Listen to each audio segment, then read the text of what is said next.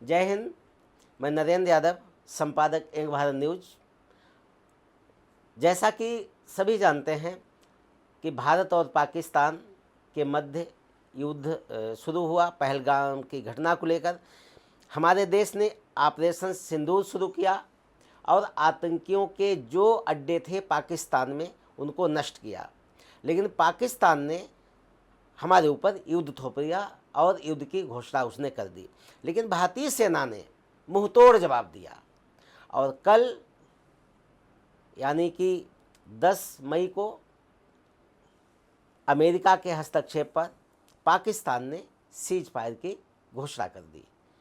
भारत को भी जो बड़ी तेज़ी से आगे बढ़ रहा था और ये लगता था कि जो हमारे दुश्मन हैं उनका हम खात्मा कर देंगे, जो आतंक का पूरे तरीके से नामो निशा मिट जाएगा और जन आकांक्षाएं भी बहुत बढ़ गई थीं। हर किसी को लग रहा था कि अब भारत का तिरंगा, जो हमारे देश का राष्ट्रीय ध्वज है, वो पीओके पे फहर जाएगा और हम ऐसी स्थिति में ला दें पाकिस्तान को कि दोबारा वो सिर उठा के नहीं देखेगा।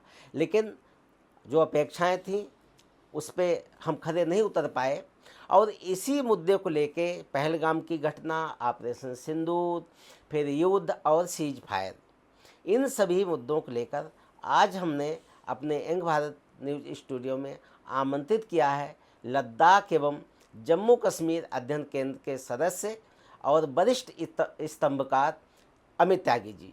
आपका यंग भारत न्यूज में बहुत बहुत स्वागत है। आज जैसा कि आप जानते हैं कि कल सीज फायर की घोषणा हुई और पहलगाम की घटना के बाद जो सरकार ने ऑपरेशन सिंदूर नाम दिया, हर किसी को, और ये ऐसा शब्द था कि हर किसी की संवेदनाओं से जुड़ा हुआ था और महिलाओं के सम्मान का प्रतीक भी था कि जिन्होंने हमारी माँ बहनों की मांग का सिंदूर उजाड़ा और इस ऑपरेशन सिंदूर से उसको जवाब दिया जाए, उनको सम्मान दिया जाए। क्या पहलगाम की घटना के बाद ऑपरेशन सिंदूर और कल का सीज फायर, इसको किस रूप में आप देखते हैं? देखिए, जो पहलगाम की घटना हुई थी उसके बाद देश में एक काफ़ी ज़्यादा अपेक्षाओं का एक माहौल आ गया था।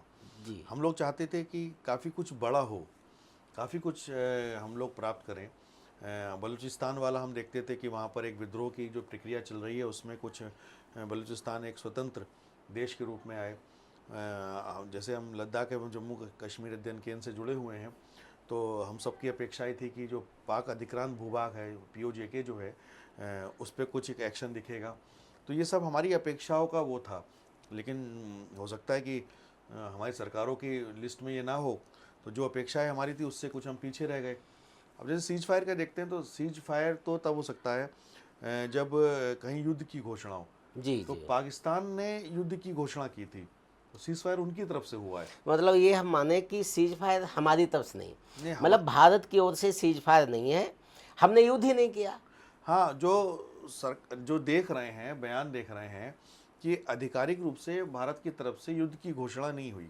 इनका कहना यह था कि ऑपरेशन सिंदूर के माध्यम से जो जो आतंकवादी कैंप है, जो पीछे से लगातार हमले हुए हैं, अक्षरधाम पे हुआ या संसद पे हुआ, जो देखा हमने मीडिया के माध्यम से न्यूज़ चैनल्स पे, उस पे हुए, तो जो जो उनके हिसाब से गुनाहगार थे उनके कैंप्स को जहाँ जहाँ पर उनको वो थे नष्ट उनको किया। हमने नष्ट किया। मतलब वहाँ की न तो पब्लिक को कोई नुकसान पहुँचाया, न प्रथम चरण में सैन्य ठिकानों को नुकसान हाँ, पहुँचाया। भारत की सरकारों की तरफ से जो देख रहे हैं वो सूचना यही है कि हमने तो जो हमारा जो आतंकवादी गतिविधियों में लिप्त लोग हैं उनके हमने कैंप्स को हमने कैंप। नष्ट किया। तो युद्ध की घोषणा हमारी तरफ से नहीं थी। तो कोई भी आधिकारिक बयान जो सरकार की तरफ से ना तो युद्ध का आया ना सीज फायर का आया। अच्छा, लेकिन अपेक्षाएं तो हमारी सबकी वही है, जनभावना जो बस आपकी वो हाँ, हमारी है। मतलब अपेक्षाएं ज़्यादा हो गई थी सरकार से और सेना तो अपना काम कर ही रही थी। अपेक्षाएं भी तो हमारी पैदा करने वाले ही एक वो तंत्र है जो जिसको हम सरकार लोग। के नुमाइंदे प्रतिनिधि थे उन्होंने हाँ, इतनी और रही सही कसर सोशल मीडिया, इंटरनेट मीडिया ने पूरी कर दी, टीवी जिस तरह चैनल से पूरी देख कर रहे दी। थे कि रात रात भर न्यूज़ चैनल आ रहे थे, तो ऐसा लग रहा था कि सुबह तक कुछ ऐसा हो जाएगा कि अगली सुबह कुछ नई तरह की सुबह होगी। और अचानक से सुना कि पाकिस्तान ने सीज फायर किया। कई देशों ने वो किया, मध्यस्थता हुई। भारत की तरफ से भी क्रॉस बॉर्डर जो जो भी था उन्होंने उस पर कहा कि हम भी फायरिंग नहीं करेंगे। ये एक जो जो परिणति थी, जो हम लोग की अपेक्षाएं थी, ये उसका परिणाम उसके आसपास नहीं पहुंचा। अच्छा, ये मानते, जैसे बिल्कुल सही, जब भी आपने देखा होगा कि वर्तमान में जो सरकार है और सरकार की जो मंत्री प्रतिनिधि लगातार बात करते हैं कि पीओके जो जी। आपकी भाषा में पाक आक्रांता जम्मू पीओजेके है, पाक POJ अधिक्रांत जम्मू कश्मीर। पाक अधिकार जम्मू कश्मीर, उसको लेने की बात थी जी कि उस पर हम तिरंगा फहरा दें, वो हमारे कब्जे जी में आ जाए। और सही बात भी है कि हमारा भूभाग था वो हमको मिलना चाहिए। जी ये एक अच्छा अवसर था भारत के पास, क्योंकि जैसे आतंकी ठिकाने नष्ट किए, पाकिस्तान ने युद्ध हम पे थोप दिया, जी। यानी कि उन्होंने अटैक हम पे किया, हमने अपना बचाव किया, उन्होंने प्रॉपर युद्ध की घोषणा भी की। प्रापत युद्ध की घोषणा हाँ, की। उन्होंने घोषणा की। तो ये हमारे पास एक अवसर था, तो आपको कहीं अपेक्षा लगता है थी। कि हम चूक गए? नहीं, अपेक्षा तो ये थी, अपेक्षा ये थी, जिस तरह से चीज़ें दिख रही थी कि लगातार हमले हो रहे थे। जैसे पंजाब के बहुत से प्रांतों पे हमने पहली बार हमला किया, पहली बार, बहावलपुर और ये ऐसे स्थान यानी हैं। 1971 के बाद पहली बार किया। हाँ, जैसे सामान्य रूप से जो भारत सरकार सर्जिकल अटैक या बाकी करते थे, तो हम लोग करते थे अपनी सीमा से। अपनी सीमा से। क्या सीमा के अंदर तो हम अभी भी रहे, हम्म। लेकिन हम पाक अधिक्रांत भूभाग पे करते थे, जिसको हम अपना भाग कहते हैं। अपना भाग कहते हैं वहाँ। हाँ, इस बार जो हमने अटैक किया वो उस क्षेत्र में किया जो पाक का भाग है। जैसे जो उनका मतलब पाकिस्तान में हम घुस करके मारा घुस घुस के हमने मारा और युद्ध की हमने घोषणा नहीं की। तो ये एक उपलब्धि मान सकते हैं। दूसरी चीज़ ये है कि जो सुनने में जिस तरह से आया है कि अगर कोई सीमा पार से कोई टेररिस्ट अटैक होता है तो उसको हम एक्ट ऑफ वार के रूप में ले रहे हैं। मतलब ये पहली बार एक एक्ट बना दिया, कानून बना दिया है कि अगर नहीं, ऐसा नहीं, होता नहीं, है, कानून नहीं है। हाँ, एक्ट ऑफ वार का मतलब हो गया कि उसको हम युद्ध ही मानेंगे। युद्ध ही मानेंगे। जैसे कि कोई मतलब व्यक्ति अभी हमारे तक घर जो में, आतंकी हमले होते थे उनको हम आतंकी हमला कह करके पल्ला झाड़ पल्ला लेते थे, झाड़ लिया करते पाकिस्तान थे। पे थोप करके हम जी। हो जाते देखिए। लेकिन अब हो गया कि अगर ये भी होता है, तो उसको, आतंकी हमला भी होता, तो उसको हम युद्ध मानेंगे। हाँ, वो जो जिस देश से वो व्यक्ति आ रहे हैं जो हमारे आतंक फैला रहे हैं, तो वो उस देश का हमारा एक्ट ऑफ वार है। तो ये एक उपलब्धि आप मान सकते हैं। लेकिन फिर वही बात है, जो आपकी अपेक्षाएं, जो हमारी अपेक्षाएं, जो भावनाएं, जन भावना भी वही है कि इतने से संतुष्टि के लिए नहीं सोच रहे थे। उम्मीद थी कि हमारी इतनी बड़ी थल सेना है, इतनी बड़ी वायुसेना जो पूरी लैस है, और पूरा मनोबल सेना का भी बढ़ा हुआ था। जन भावनाएं भी यही थी कि चीज़ें आगे बढ़ें, सरकार से भी अपेक्षाएं थी। तो इस बार इतने से संतुष्टि वाला विषय नहीं लग रहा था। अब सरकारी स्तर पे क्या क्या जिस तरह से उन्होंने किया या क्या क्या आगे वो सोच रहे हैं, कुछ इससे ज़्यादा की अपेक्षा थी। एक चीज़ और यहाँ पे हमें लगता कि जो पहली बार, जैसे आप तो लिखते रहे, आपको ज़्यादा इस बारे में नॉलेज है, जो बलूचिस्तान पूरा हमारा सपोर्ट कर रहा है, जो अफ़गानिस्तान जहाँ तालिबान सरकार भी वहाँ का जो भी है, लेकिन वर्तमान जो वहाँ की सरकार भी हमारे पक्ष में एक तरीके से हमारा ही साथ दे रही थी, पाकिस्तान से उसे संबंध अच्छे नहीं, और सिंध प्रांत जो है लगभग अलग होने के लिए पूरी तरीके से तैयार है। तो क्या हमारे पास ऐसा मौका नहीं था कि बलूचिस्तान को पूरा हम मनोबल उनका बढ़ा करके अफ़गानिस्तान का सहयोग लेकर के और सिंध प्रांत को अलग कर देते, जैसा 1971 में बांग्लादेश को अलग कर दिया गया नहीं, था? अपेक्षा यही थी। जैसे बलूचिस्तान जो है वो हमेशा पाकिस्तान से अलग होना चाहता है शुरू से ही। शुरू से उनकी एक अपनी BLA, उनकी बलूच आर्मी भी है, तो वो चाहते हैं कि अपने आप को वो करें। काफ़ी बड़े भाग पे जो है उन्होंने कब्जा भी करा है। एक उधर हम देखें कि जो खैबर पख्तूनख्वा उनका है, अफ़गानिस्तान के बाद उसकी जो सामाजिक सामंजस्य है वो अफ़गानिस्तान से सांस्कृतिक जो भी है। हाँ, सांस्कृतिक जो सामंजस्य है वो अफ़गानिस्तान से है। तो वो लोग लगातार इस बात को चाहते हैं कि हम जो है अफ़गानिस्तान के साथ जाएं। इधर जो सिंध है वो उसकी अपनी समस्याएं हैं। तो जो पंजाब है, पाकिस्तान का हिस्से का पंजाब है, मूल पाकिस्तान उतना ही है। पाकिस्तान की इकनॉमी पे, आर्मी पे, सब कुछ जो भी उनका कब्जा है वो दारोमदार सब वहीं पे पूरा है। उसी पंजाब पे है, और बाकी प्रांत उससे नाराज भी रहते हैं। अब यहाँ पर हम, जैसे बलूचिस्तान वाला था, अगर हम थोड़ा पहले इतिहास में जाएं तो जब सुभाष चंद्र बोस के समय पे, सुभाष चंद्र बोस ने जब अपने आप को भारत का प्रधानमंत्री घोषित किया था, तो जैसा मुझे याद आ रहा है 11 देशों ने शायद उनको मान्यता भी दे दी थी तो भारत के प्रधानमंत्री के रूप में।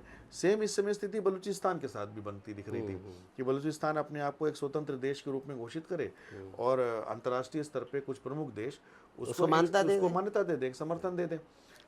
बलूचिस्तान ने तो शायद ये भी कहा था कि आप हमें अलाउ करिए, हम अपनी एम्बेसी आपके देश में खोलना चाहते हैं। तो यहाँ तक की स्थिति बनी थी। तो ये अवसर अच्छा, ये बड़ा एक अच्छा अवसर था। और था या अभी आगे भी है मुझे नहीं पता, क्योंकि देखिए सरकार की रणनीतिक चीज़ सरकार जानेंगे। आप और हम तो जनभावनाओं पे बात कर सकते हैं और जो हमारी अपेक्षाएं हैं उस पे बात कर सकते हाँ, हैं। सरकार भी कुछ न कुछ सोच, ऐसा तो है नहीं जो बात करते रहे। अगला चुनाव होने वाला, पब्लिक के बीच में जाना होगा, जवाबदेही भी बनेगी, तो निश्चित तौर पे सरकार में जो बैठे लोग हैं वो भी सोचेंगे इस बात को। नहीं, एक चीज़ सोचना भी और, चाहिए। एक जैसे विषय वही है, कुछ इस तरह से लग रहा है ये जो अभी तक घटनाक्रम है, जैसे अभी पिछला वर्ल्ड कप हुआ था, भारत की टीम लगातार अच्छा खेल रही थी और पूरी अपेक्षा ये थी कि हम वर्ल्ड कप जीतेंगे और लेकिन फाइनल के समय एक फाइनल दिन में खराब हार हुआ और गए। हम हार गए। तो कुछ इसी तरह का हुआ। युद्ध में ऐसा लग रहा था कि इस बार सब कुछ हमारे फेवर में है, अचानक से पाकिस्तान की तरफ से सीज फायर आया, हमने उसका समर्थन किया। उधर IMF की एक जैसे एक किस्त है, ये अपेक्षा नहीं थी कि अब IMF की जो किस्त है, जो इसमें $1 बिलियन वाला है, वो पाकिस्तान को रिलीज होगी। अपेक्षा के अनुरूप ये भी नहीं दिखा, वो पाकिस्तान को वो पैसा भी मिला। तो तो क्या इसमें, ये रहा, इस पे तो बड़ा अच्छा, इसमें एक चीज़ है जो अमेरिका की नीति रही, जो डोनाल्ड ट्रंप जो अमेरिका के राष्ट्रपति हैं, जो हमारे माननीय प्रधानमंत्री जी मोदी जी हैं, वो कथित रूप से कहते हैं हमारे मित्र जी। हैं। क्या मैत्री भाव ट्रंप ने निभाया यहाँ पे?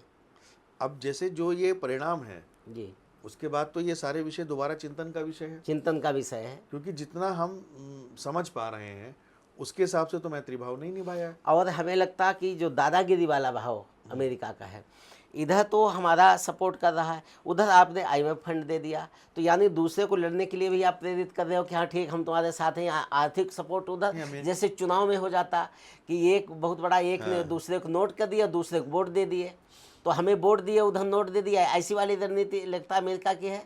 नहीं, ऐसा है कि जैसे अमेरिका की जो नीति है वो तो ऐसी लग रही है जैसे चोर से कहा चोरी करो और चौकीदार से कहा कि जागते रहो। बिल्कुल सही, तो दोनों बिल्कुल। तरफ से जो है उसने कह दिया। अब ऐसे समय पे ये तो चीज़ समझ में आ रही है हम लोगों की कि अमेरिका हम लोगों के लिए अंतर्राष्ट्रीय स्तर पे मित्र हम कह सकते हैं, लेकिन भरोसेमंद तो नहीं है। भरोसेमंद नहीं।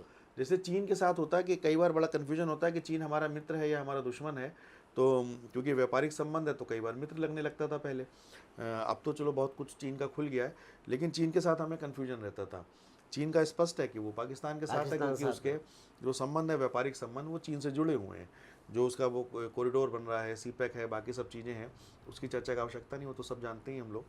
तो ये चीज़ें, अब अमेरिका वाली स्थिति भी यही है कि जो प्रचारित हो रहा था कि अमेरिका हमारा दोस्त है, लेकिन जितनी अभी तक की समझ अभी है, तक की जो है दोस्ती वाला भाव उसने दोस्ती वाला दिखाया भाव नहीं दिखा है।